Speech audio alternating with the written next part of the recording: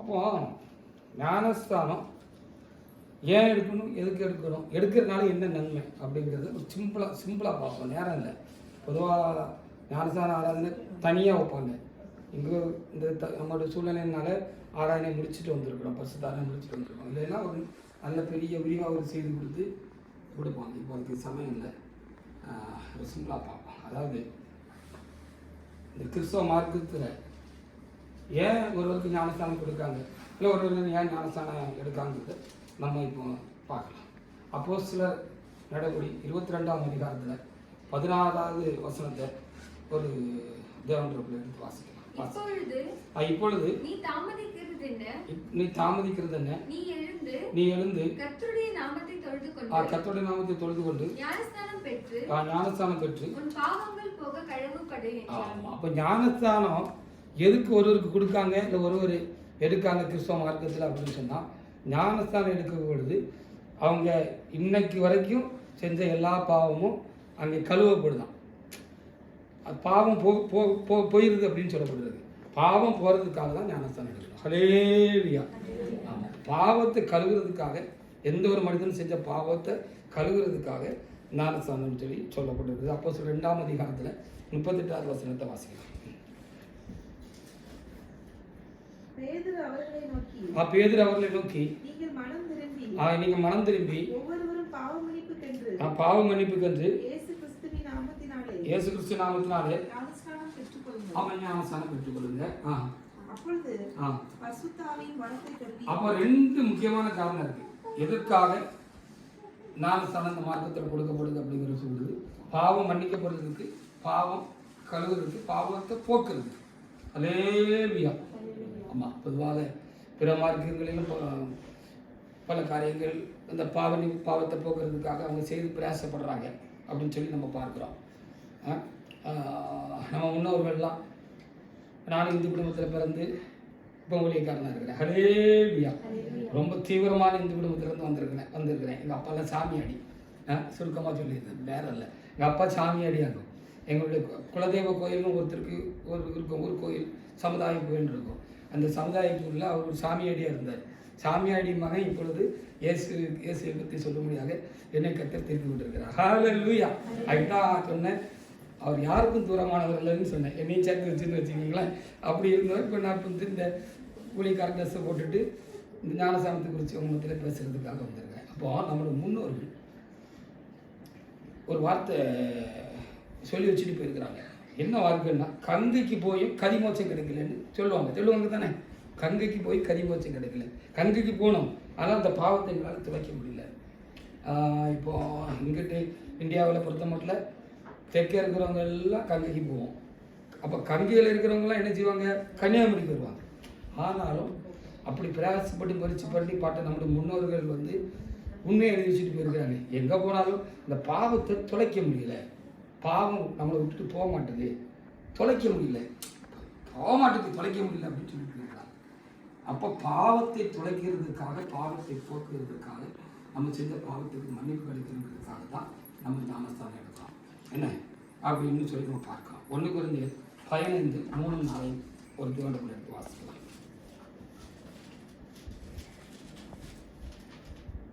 3-4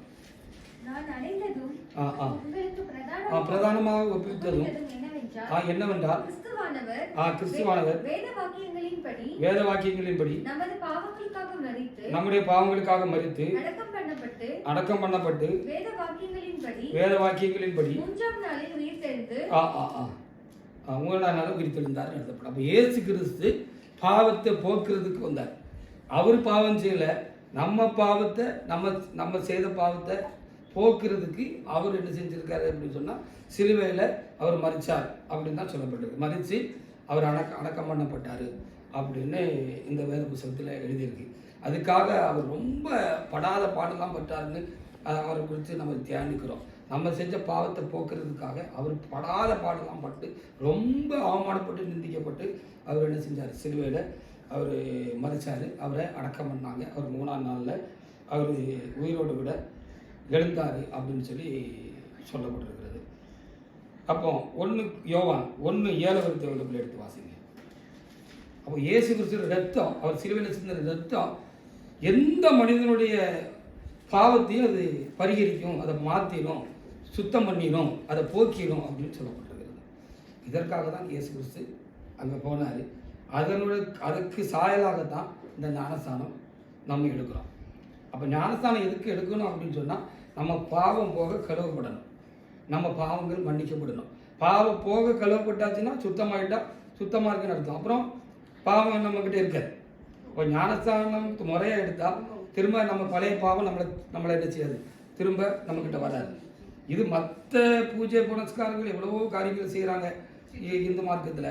ஹஜ் யாத்திரை இங்கே வராங்க இல்லையா, இங்கே வராங்க இல்லை, ஒரு ஒரு ஒரு புண்ணியம் கிடைக்கிட்டு அப்படின்னு சொல்லி வராங்க. ஆனாலும் பாவம் போக மாட்டேங்குது.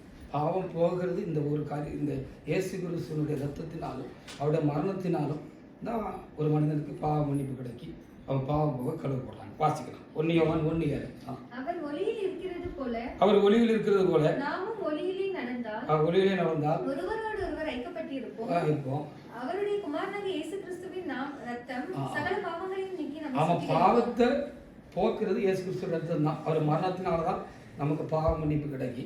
அதை ஞானஸ்தானத்தின் மூலமாக நம்ம என்ன செய்கிறோம், அந்த ஆசீர்வாதத்தை நம்ம பெற்றுக்கொள்கிறோம். அதுக்கு தான் ஞானஸ்தானம் எடுக்கணும். நம்ம பாவம் போக கழுவப்படணும், நமக்கு பாவ மன்னிப்பு கிடைக்கணும். அதற்காக தான் நம்ம ஞானஸ்தானம் எடுக்கிறோம். அதுதான் முக்கியமான காரியம் என்று சொல்லி நம்ம பார்க்க வேண்டியது. இவ்வளவு கர்த்தர் கஷ்டப்பட்டு பாடுபட்டு வேதனைப்பட்டு அவமானப்பட்டு நிந்திக்கப்பட்டு அடிபட்டு மிதிப்பட்டு அவருடைய உச்சந்தலையிலேருந்து உள்ளக்காடு வரைக்கும் ஒரு சின்ன ரோம கணு கூட இடையில அந்த அளவுக்கு முழுசும் அவர் ரத்த கலரி ஆகிட்டாராம். அப்போ கண்ணு மிச்சமாக இருக்கக்கூடாதுல்ல. கண்ணுனாலையும் நான் பாவம் செஞ்சுருக்கேன்ல, காதுனால பாவம் செஞ்சுருக்கேன், வாயினால் பாவம் செஞ்சுருக்கேன், கை கால் எல்லாத்தினாலும் மனசில் நான் பாவம் செஞ்சுருக்கேன். இந்த பாவம் போக்கப்படணும், கழுவப்படணும், இதுக்கு மன்னிப்பு கிடைக்கிறதுக்காக உச்சந்தலையிலேருந்து உள்ளக்கால் கூட ஒரு ரோம கணு கூட இல்லாத அளவுக்கு அவர் என்ன செஞ்சாராம், காயப்பட்டார். அவமானப்பட வேண்டியது நானும் நீங்களும். அவர் என்ன செஞ்சார், பாவம் செய்யாத அவர் நம்ம செஞ்ச பாவத்துக்காக அவர் சிலுவையில் என்ன செஞ்சாராம், ரொம்ப அவமானப்பட்டார்னு சொல்லப்பட்டிருக்கு. அப்போ கண்ணும் மிச்சமாக இருக்குது, கண்ணில் தான் அடிக்கலை, ஆனால் கண்ணு மிச்சமாக இல்லை. எப்படி தெரியுமா, அவர் தலையில் முள்முடி சுட்டினாங்க பார்த்தீங்களா, முள்முடி சுட்டுனா இருக்குல்ல, ஒரு அந்த முள்ளுடைய சைஸ் வந்து 1.5 இன்ச்சு ஆகுமா, 1.5 இன்ச்சு அது சுட்டு இங்கே அமுக்குனதில் அது கண்ணு வரைக்கும் அது வந்து பாதிச்சான். கண்ணு ரத்த கலவையாக இருந்துச்சு. அப்போ எவ்வளவு பெரிய தியாகத்தை கருத்து செஞ்சு நமக்கு இந்த பாவ மன்னிப்பையும் இந்த காரியத்தையும் கருத்தை நமக்கு கொடுத்தாருன்னு நம்ம யோசித்து பார்த்தோம்னா அந்த அன்பை நம்ம அதனால் சொல்ல முடியாத ஒரு பெரிய அன்பு. யாரும் இந்த தியாகத்தை என்ன செய்ய முடியாது. அவர் மறித்து நமக்கு பாவ மன்னிப்பை கொடுத்தாரு. அவர் ரத்தத்தினால் நம்ம கழுவப்படுகிறோம். அந்த அனுபவம், பாவம் கழுவப்படுகிற அந்த அனுபவம் இந்த ஞானஸ்தானத்தில் நமக்கு கிடைக்கும். ஞானஸ்தானத்து மூலமாக பாவம் கழுவப்படுது, பாவம் நம்மளை விட்டு போயிடும். நம்முடைய செஞ்ச எல்லா பாவமும் என்ன செய்யப்படுகிறது, நமக்கு மன்னிக்கப்படுகிறது. இதை இலவசமாக லேசாக நமக்கு தந்திருக்கார். அதான் ஞானஸ்தானம். அவர் பட்ட கஷ்டத்தை, ஒரு சின்ன கஷ்டம் நமக்கு படாமல் எல்லாத்தையும் அவரே செஞ்சு முடிச்சுட்டு இந்த ஞானஸ்தானத்தின் மூலமாக இந்த பெரிய இந்த புண்ணியத்தை கர்த்தர் தந்திருக்கிறார். பாருங்கள், நாங்கள்லாம் இந்துக்களாக இருந்தோம், பூஜை புனஸ்காரங்கள்லாம் செய்வோம், கோயிலுக்கெல்லாம் போவோம், சோமவாரம் இருக்கும், அந்த வாரம் இருக்கும், இது இருக்கும், முக்கியமான புண்ணிய ஸ்தலங்களுக்கெல்லாம் போவோம், எல்லாத்துக்கும் போவோம். ஆனால் இந்த பாவம் வந்து போகலை எப்படி இருந்துச்சு. அப்படி தான் எல்லாரும் பிரயாசப்படுறாங்க. என்ன புனித யாத்திரையெல்லாம் போகிறாங்க, வந்துடுறாங்க, பாவம் போக மாட்டேன். எல்லாருக்கும் தெரியும் நம்ம ஒரு தீவிரமான பக்தியில் நம்மளுடைய மதத்திலேயோ மார்க்கத்திலேயோ நமக்கு பிரியமான தெய்வத்திலேயோ நம்ம பக்தி வச்சுருக்கிறோம், நமக்கு நல்லாவே தெரியுது. ஆனாலும் நம்மக்கிட்ட இருக்கிற தப்புலேருந்து நம்மளால் வெளியே வர முடியல, அவைகள் நம்மளை கொண்டு வரல. ஆனால் கர்த்தராகிய இயேசு கிறிஸ்துவின் ரத்தமும் அவருடைய மரணமும் அதை விசுவாசிக்கிறவங்களுக்குள்ள பதில் செய்து பாவத்திலிருந்து ஒரு மனிதனை விடுதலை ஆக்கிருக்கு. பாவத்தை தொலைக்க முடியாத ஒரு பெரிய பாக்கியம் இந்த ஒரு மார்க்கத்தில் மாத்திரம் தான் உண்டு. எந்த மார்க்கத்திலையும் நம்ம அதை என்ன செய்ய முடியாது, பெற்றுக்கொள்ள முடியாது. கொலோசியர் 2ஆம் அதிகாரத்தில் 12வது வசனம் வாசிக்கலாம்.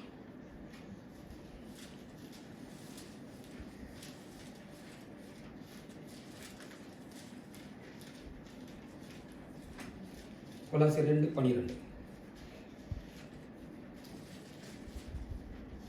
ஞானஸ்நானத்திலே அவரோட கூட அடக்கம் அடக்கம் பண்ணப்பட்டவர்களாகவும் அதிலே அவரை எழுப்பின தேவனுடைய செயலின் மேலுள்ள ஆமா விசுவாசத்தினாலே ஆமா அவருடைய கூட எழுந்தவர்களாகவும் இருக்கிறார்கள் என்று சொல்லப்பட்டது. நீங்க உங்க பாவத்தினால இவ்வளவு கொடிய தண்டனை நீங்க அனுபவிக்க வேண்டாம், அதெல்லாம் நான் உங்களுக்காக பட்டுட்டேன். நீங்க என்ன செய்யணும்? என்ன விசுவாசித்து நீங்கள் உங்களை முழுசா மனப்பூர்வமாக ஒப்பு கொடுத்து நீங்கள் இந்த ஞானஸ்தானத்தை நீங்கள் எடுத்தீங்கன்னு சொன்னால் உங்கள் பாவம் போயிடும், உங்களுக்கு பாவ மன்னிப்பு கிடைக்கும்னு சொல்லியிருக்கிறார். அப்போ எதுக்கு ஒரு ஒரு ஞானஸ்தானம் எடுக்கணுங்கிறத இப்போ சுருக்கமாக தான் சொல்ல முடியல. இல்லைன்னா ஒரு மணி நேரம் அந்த டாபிக் போகும், இப்போ சமயம் இல்லை. இப்போ முக்கியமான நோக்கம் என்னென்னா போகாத பாவத்தை போக்குறதுக்கு, நம்ம செஞ்ச பாவத்துக்கு மன்னிப்பு கிடைக்கிறது. மன்னிக்கப்பட்டுட்டுனா அந்த பாவம் நம்மளை விட்டு போயிடும், வராது, திரும்ப அந்த பாவத்தை செய்ய வேண்டியதில்லை, செய்ய மாட்டோம் அப்படின்னு சொல்லி நமக்கு இந்த ஞானஸ்தானத்தை குறித்து இன்றைக்கி நம்ம என்ன செய்ய வேண்டியது சுருக்கமாக நம்ம பார்க்க வேண்டியது அவசியமாக இருக்கிறது. மற்றபடி நம்ம என்ன பிரயாசப்பட்டாலும் பக்தி மகிழ்ச்சினாலும் எந்த மனிதனுடைய பாவமும் போகாது.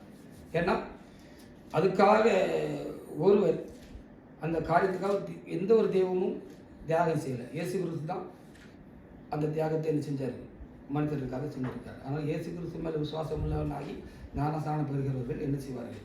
ரட்சிக்கப்படுவார்கள் சொன்னால் பாவத்திலிருந்து அவர்களுக்கு விடுதலை கிடைக்கும், அவர்கள் ரட்சிக்கப்படுவார்கள்னு அர்த்தமாக இருக்குது. இதை நமக்கு இலவசமாக இந்த ஞானஸ்தானத்தின் மூலமாக ஆண்டவர் நமக்கு கொடுத்திருக்கிறதுக்காக நாம் ரொம்ப என்ன செய்யணும்? ஆண்டவருக்கு நாம் ஸ்தோத்திரம் செலுத்த வேணும். ரோமர் 6:3 வாசிங்க.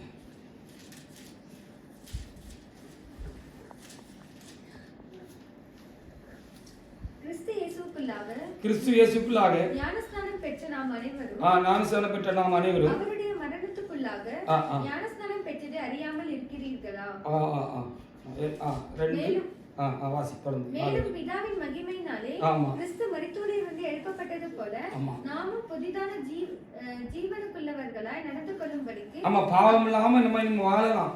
இந்த ஞானஸ்தானம் எடுக்க வேண்டிய பிரகாரம் நமக்கு கொடுக்கப்பட்டதான சரியான இந்த பைபிளுடைய உபதேசத்தை நம்ம சரியாக அறிஞ்சு இந்த உபதேசத்தின்படி நம்ம ஞானஸ்தானத்தை எடுத்துட்டோம் அப்படின்னு சொன்னால் நம்ம நேற்று வரைக்கும் இந்த நிமிஷம் வரைக்கும் தண்ணீரில் முங்குற வரைக்கும் நம்ம வாழ்க்கையில் நம்ம செய்த எல்லா பாவமும் மன்னிக்கப்பட்டிருது மாத்திரமில்லை, அந்த பாவத்தை நம்ம திரும்ப செய்யணுங்கிற அவசியம் இல்லாதபடிக்கு அந்த பாவத்தின் மேலே நமக்கு ஒரு ஜெயமும் கிடைக்கும். ஹல்லேலூயா. நம்ம என்ன பாவமாக இருந்தாலும் சரி, எவ்வளோ பெரிய பாவமாக இருந்தாலும் சரிதான், கர்த்தராகிய இயேசு கிறிஸ்து எனக்காக அவர் சிலுவையில் என்ன செஞ்சார்? என்னோட பாவத்துக்காக அவர் மரித்தார். ஆனவுடனால எனக்கு அவரை விசுவாசித்தா அந்த பாவத்திலிருந்து எனக்கு மன்னிப்பும் அந்த பாவம் போகக்கூடிய ஒரு ஆசீர்வாதம் எனக்கு உண்டு விசுவாசித்து முழுமையாக நம்ம சரியான முறையில் இந்த வேதம் சொல்லுகிறபடி அந்த ஞானஸ்தானத்தை நம்ம ஞானஸ்தானத்துக்கு நம்மளை உட்படுத்தணும்னா நமக்கு இந்த பாவம் நம்மளை ஆளாது. பாவம் என்ன செய்யாது? பாவம் நம்மளை ஆளுது தானே, எல்லாரையும் ஆளுது. அதாவது கிறிஸ்துக்குள்ள ஆகிறதுக்கு முன்னால் இருக்கிற கிறிஸ்துவுக்கு ஆராதனை செய்கிறவங்களே ஆளுது, கிறிஸ்துவ அறியாதவங்களே ஆளுது, உலகம் முழுதுலாம் ஆளுதுன்னா அது டாமினேட் பண்ணுது. சில காரியத்தை நமக்கு செய்யக்கூடாதுன்னு நம்ம நினைக்கிறோம், ஆனால் நம்மளால செய்யாமல் இருக்க முடியல தானே. அப்படி ஒரு சூழ்நிலை நம்முடைய வாழ்க்கையில் என்ன செய்திருக்க முடியும், உண்டாயிருக்க முடியும் என்று சொல்லி நம்ம பார்க்க வேண்டியது ரொம்ப அவசியமாக இருக்கிறது. தொடர்ந்து அப்படி பாருங்களேன், ஒரு 2 வசனம் வாசித்து நம்ம போய்கிட்டே இருக்கோம். ரோமர் 7 15 முதல் சில வசனங்களை வாசித்து பாருங்க. எல்லா மனிதர்களுடைய ஒரு நிர்பந்தமான ஒரு நிலைமை தான். எல்லா மனிதர்களும் உலகத்தில் பிறந்த எல்லா மனிதருக்கும் எந்த மார்க்கத்தையோ எந்த மதத்தையோ இல்லை எந்த தெய்வ நம்பிக்கை என்ன இருந்தாலும் கிறிஸ்தவர்கள் என்று சொல்லிக் கொள்கிறவர்களும் முறையாக இந்த ஸ்தானத்துக்கு அவர்கள் வழிநடத்தப்படாவிட்டால் கிறிஸ்தவர்கள் கிறிஸ்துவ ஆராதனை செய்கிறோம் என்று சொல்லுகிறவர்களும் இந்த பாவத்திலிருந்து செய்கிற காரியங்களிலிருந்து அவங்களுக்கு விடுதலை இல்லை, முடியாது அப்படின்னு சொல்லப்பட்டிருக்கு. ஏன்னா இந்த ரோமர் அதிகாரத்தை எழுதினவர் பவுலடியார் எழுதினார். அவருக்கிட்டையும் சில காரியங்கள் ஒட்டிக்கிட்டு இருந்துச்சு, போகலன்னு சொல்லப்படும். ஒரு பெரிய பரிசுத்தவான், நியாயப்பிரமாணத்தின்படி என்னை யாரும் என்ன செய்ய முடியாது, பைபிள் படி பழைய ஏற்பாட்டுப்படி என்னை யாரும் குற்றப்படுத்த முடியாதுன்னு சொன்னவர். ஆனாலும் அவருக்குள்ளேயும் சில காரியங்கள் ஒட்டிக்கிட்டு இருந்ததுங்கிறத அவர் சொல்கிறார். என்ன அதாவது அவர் கிரியலால் பாவம் செய்யலை, என்ன சிந்தனை மனம் இதில் அந்த பாவம் உற்பத்தி ஆகுறதையும் அது உள்ளே இருந்து கிளம்புறதையும் அவர் உணர்ந்திருக்கிறாரு. சரிதானா? அப்படி தான் இன்றைக்கி நம்மளுடைய நிலைமைலாம் இருக்குது. அப்போ இதுலேருந்து எப்படி வெளியே வருதுன்னு எவ்வளோ தான் நம்ம பயிற்சி செஞ்சாலும், பூஜை புனஸ்காரங்களை செஞ்சாலும், என்ன தான் செஞ்சாலும் அது போக மாட்டேங்குது. ஆனால் ஆண்டவரிடத்தில் வந்தால் போயிடும். இது முந்தின நிலை. சரியாக ஞானஸ்தானம் பெற்றுக்கொள்கிறதுக்கு முந்தின நிலை. யாராக இருந்தாலும் சொல்லலாம். அவங்களால அப்படி தான் அந்த பாவத்தில் வந்து விடுதலை அடைய முடியாது. சொல்லுமா, வாசி.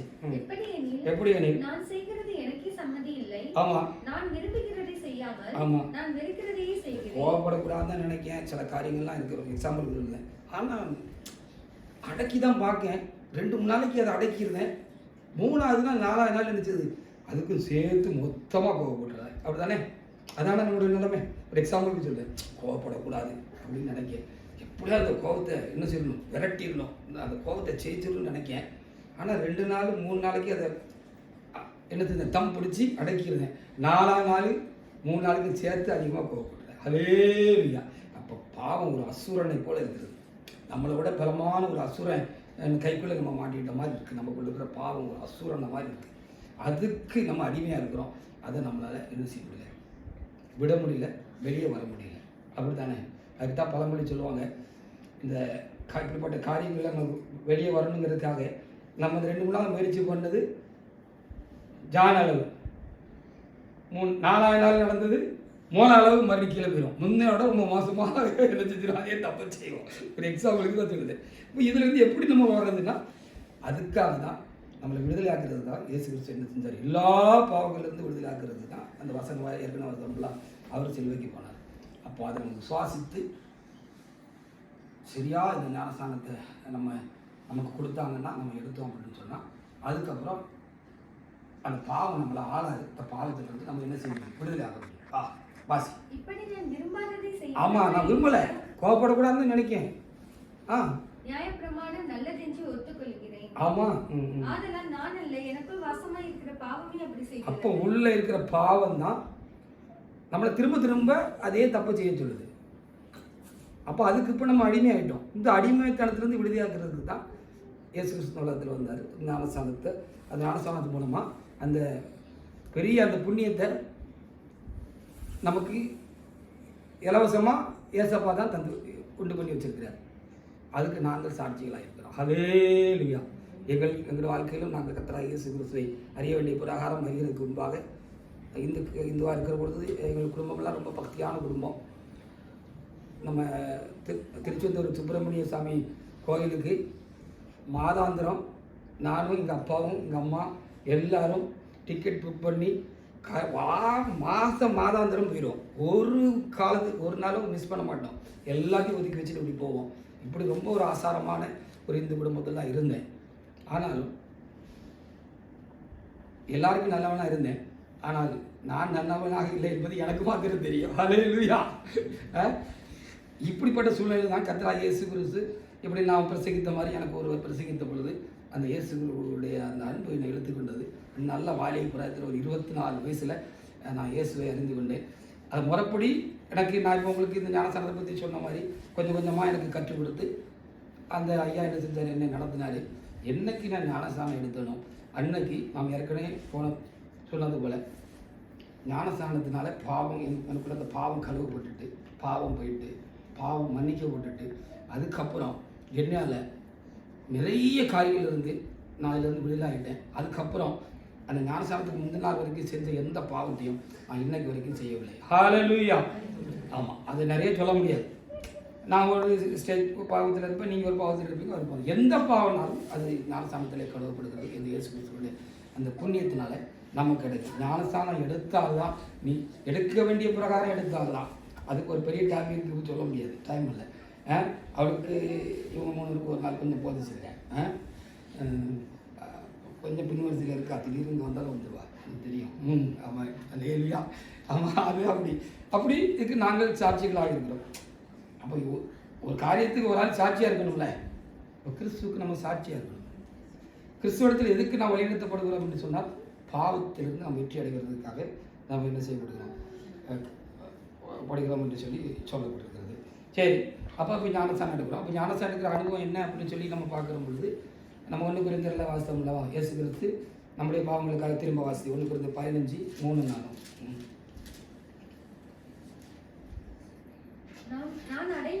நான் அடைந்ததும் உங்களுக்கு சொல்லுகிற காரியம் என்னவென்றால் கிறிஸ்துவானவர் ஆமா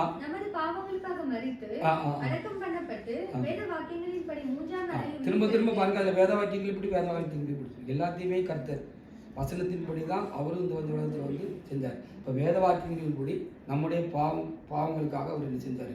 சிலுவையில் மரிச்சார், அவர் அடக்கம் பண்ணாங்க அப்படின்னு சொல்லி சொல்லப்பட்டிருக்கு. அப்போ ஞானஸ்தானங்கிறது இயேசு சிலுவையில் அறையப்பட்டு அடக்கம் பண்ணப்பட்ட ஒரு அனுபவத்தை இந்த ஞானஸ்தானத்தின் மூலமாக அந்த ஆசீர்வாதத்தை நம்ம பெற்றுக்கொள்கிறோம். அதுதான் ஞானஸ்தானம் என்று நம்ம சொல்ல வேண்டியதாக இருக்கிறது. அப்படி முறையான ஞானஸ்தானம் எடுக்கிற பொழுது நான் சொன்னபடி நாம் விடுதலை ஆகிறோம், விடுதலை ஆவார்கள். ஹல்லேலூயா, சரிதானே? அப்போ 1 Peter 2:24. அப்போ ஞானஸ்தானத்தில் ஒரு மனிதனுடைய பாவம் கழுவப்படுகிறது, பாவம் போக்கப்படுகிறது, பாவம் மன்னிக்கப்படுகிறது அப்படின்னு சொன்னால் ஆண்டவர் மரித்த பொறுப்பு தான் அவரை அடக்கம் பண்ணாங்க. அப்போ மரித்த ஒருவரை தான் நம்ம அடக்கம் பண்ணுவோம். உயிரோடு இருக்கிற யாரையும் அடக்கம் பண்ணுவோமா? இழுத்துக்கிட்டு இருக்கும்போது எப்படி அடக்கம் பண்ணால் நர்சுமார் நிறைய வந்துருக்கீங்க. இப்படி இருக்கும்போது மாற்றடிக்கு அனுப்பி பெட்டி கட்டினீங்கன்னா என்ன ஆயிரும்? அது அப்பன்ஸ் தானே, பெரிய குற்றம் தானே, கொலை குற்றம் ஆயிடும். அப்படி தானே? அப்போ இயேசு கிறிஸ்து மருத்துவ பிற்பாடு அடக்கம் பண்ணப்பட்டார். அப்போ அடக்கம் பண்ணுகிற ஒரு அனுபவம் தான் ஞானஸ்தானம். என்ன? அப்போ மரித்தவர்களுக்கு தான் ஞானஸ்தானம் கொடுக்கணும். இந்த உலகத்துக்கு மரித்தவர்களுக்கு, பாவத்துக்கு மரித்தவர்களுக்கு, சுயத்து மரித்தவர்களுக்கு, எல்லா காரியத்தையும் வேண்டான்னு விட்டவங்களுக்கு தான் செத்தவங்களை தான் அடக்கம் பண்ணுவாங்க. அப்படி தானே? உயிருள்ளவங்களை அடக்கம் பண்ண மாட்டாங்க. 1 Peter 2:24. நாம் பாவங்களுக்கு செத்து பரிசுத்தமாக வாழும்படிக்கு அவர் தாமே நம்முடைய சரீரத்திலே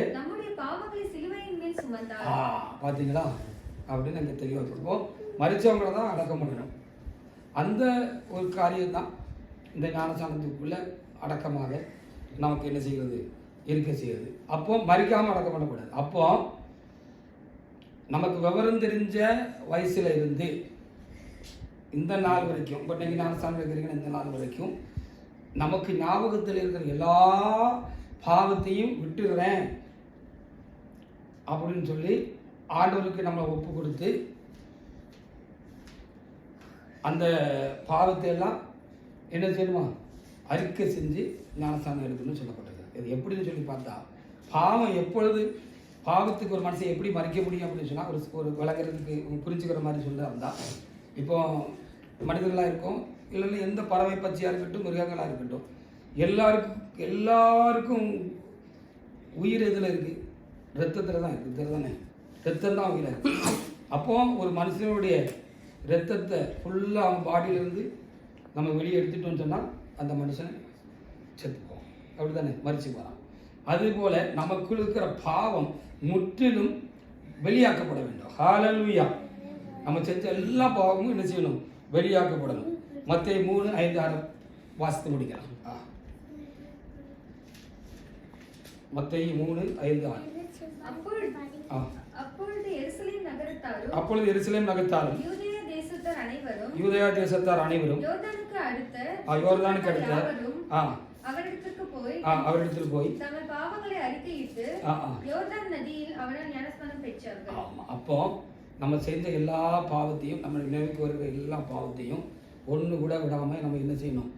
நம்ம பரிசுத்தவான் முன்பாக ஞானஸ்நானம் பெறுவதற்கு முன்பாக தேவனிடத்தில் நம்ம என்ன செய்யணுமா? சொல்லணுமா? சொல்லி அதை அறிக்கை செய்யணும் அப்படின்னு சொல்லப்பட்டிருக்கு. அப்படி அறிக்கை செய்கிற பொழுது நமக்குள்ளே இருக்கிற பாவம், அதுக்கு உயிர் இருக்குது.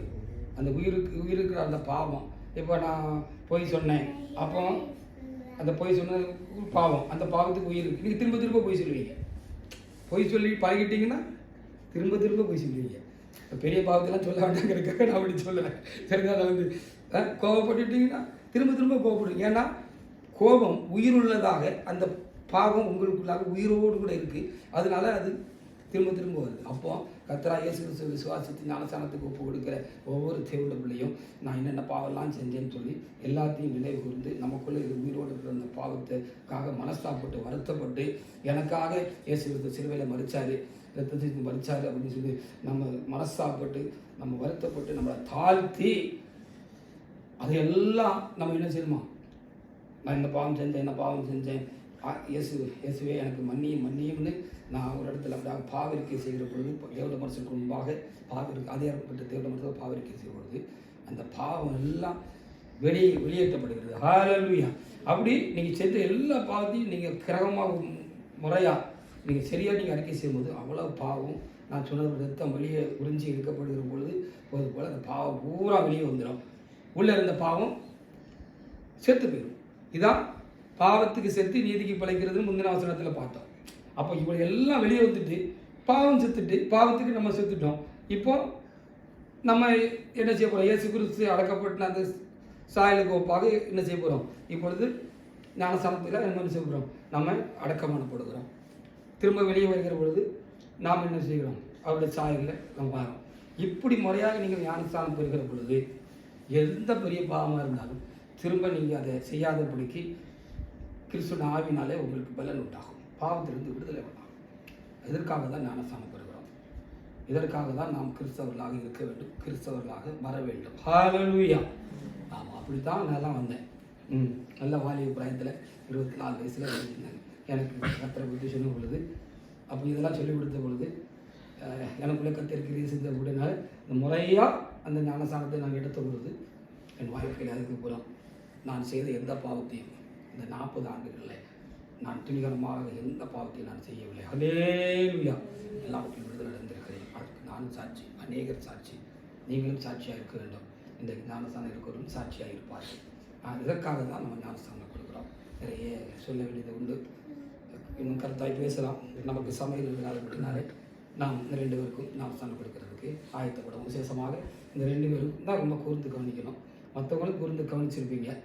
காலம் வருகிற பொழுது வேத வாக்கியங்களின்படி மறித்து வேத வாக்கியங்களின்படி அடக்கம் பண்ணப்பட்டு வேத வாக்கியங்களின்படி உயிரோடு விழுந்த இயேசுவை போல இந்த வேத வாக்கியங்களின்படி இந்த பிரமாணத்துக்கு நம்மளை ஒப்புவிடுங்கள். ஒரு பெரிய ஆசீர்வாதம் உங்களுக்கு காத்திருக்கிறது. நீங்கள் பாவம் செய்யாமல் வாழ முடியும் என்பதுதான் இதில் ரொம்ப ஒரு முக்கியமான காரியமாக இருக்கிறது. அந்த ஆசீர்வாதம் இன்றைக்கு 2 பேரும் கிடைத்திருக்கிறது.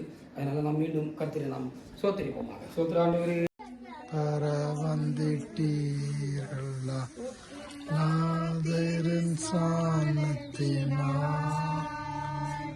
பாவதோஷம் ஆட்டுக்குட்டியின் இரத்தத்தினாய் மாசில்லா திருப்புண்ணிய தீர்த்தத்தினாய் குற்றம் நீங்கி விட குணம் மாறிச்ச ஆட்டுக்குட்டியின் இரத்தத்தினாய் மாசில்லா சுத்தமா திருப்புண்ணிய தீர்த்தத்தினாய் குற்றம் நீங்கி விட அந்த பிடிச்சுக்கோ. ஆட்டுக்குட்டியின் இரத்தத்தினாய் பரலோக சிந்தை அணிந்தீர்களாம் பல்லமீட்பதயாளத்தினாய் மறு ஜென்ம குணமடைந்தீர்களாம் ஆட்டுக்குட்டியின் இரத்தத்தினாய். உங்க பேர் என்ன? கர்த்தராகிய இயேசு கிறிஸ்துவை விசுவாசிக்கிறீங்களா? உங்க பேர் என்ன? கர்த்தராகிய இயேசு கிறிஸ்துவை விசுவாசிக்கிறீங்களா? உங்க பேர் என்ன? கர்த்தராகிய இயேசு கிறிஸ்துவை விசுவாசிக்கிறீங்களா? விசுவாசி. ஆகாசாயே உமக்கு கர்த்தராகிய இயேசு கிறிஸ்துவினுடைய கட்டளையின்படியும் உம்முடைய வாக்கு உண்மை கர்த்தராகிய இயேசு கிறிஸ்துவினுடைய கட்டளையின்படியும் உம்முடைய வாக்குமூலத்தின்படியும் இப்பொழுது நான் உண்மை ஞானஸ்நானப்படுத்த போகிறேன். ஆகாசாய உண்மை கர்த்தராக இயேசு கிறிஸ்துவின் கட்டளையின்படியும் உங்களுடைய வாக்குமூலத்தின்படியும் இப்பொழுது நான் ஞானஸ்நானப்படுத்த போகிறேன். கையை பிதா குமாரன் பரிசுத்தாவின் நாமத்தினாலே இந்த மகனை நான் ஞானஸ்தானப்படுத்துகிறேன். ஆமென். மணவாளன் வரக்கழிப்பீர்களா துயரதியின் ஸ்நானத்தினாய் மோட்சக்கரை ஏறி சுகிப்பீர்களா ஆட்டுக்கூட்டின் ரத்தத்தினாய் மாசிலா சுத்தமா திரு புண்ணிய தீர்ப்பத்தினாய் குற்றம் நீங்கி விட குணமாறிட்டாட்டுக்கூட்டின் ரத்தத்தினாய் குற்றம் நீங்கி விட குணமாறிட்டாட்டுக்கூட்டின் ரத்தத்தினாய். உங்க பேர் என்ன? நீங்க கர்த்தராகிய இயேசு கிறிஸ்துவை விசுவாசிக்கிறீங்களா? விசுவாசிக்கிறேன். சத்தம். உங்க பேர் என்ன? கர்த்தராகிய இயேசு கிறிஸ்துவை நீங்க விசுவாசிக்கிறீங்களா? உங்க பேர் என்ன? கர்த்தராகிய இயேசு கிறிஸ்துவை விசுவாசிக்கிறீங்களா? வேல்முருகனாக உம்மை கர்த்தராகிய இயேசு கிறிஸ்துவுடைய கட்டளையின்படியும் உம்முடைய வாக்குமூலத்தின்படியும் இப்பொழுது நான் ஞானஸ்தானப்படுத்தப் போகிறேன். வேல்முருகனாக உம்மை கர்த்தராகிய இயேசு கிறிஸ்துவுடைய கட்டளையின்படியும் உம்முடைய வாக்குமூலத்தின்படியும் இப்பொழுது நான் ஞானஸ்தானப்படுத்தப் போகிறேன். வேல்முருகனாக உம்மை கர்த்தராகிய இயேசு கிறிஸ்துவின் கட்டளையின்படியும் உடைய வாக்குமூலத்தின்படியும் இப்பொழுது நான் ஞானஸ்தானப்படுத்த போகிறேன்.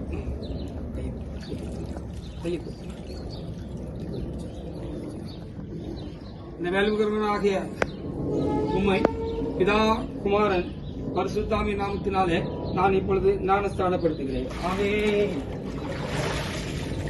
மாசுகரை நீங்கும் நிசபாவியே சுத்தர சதிச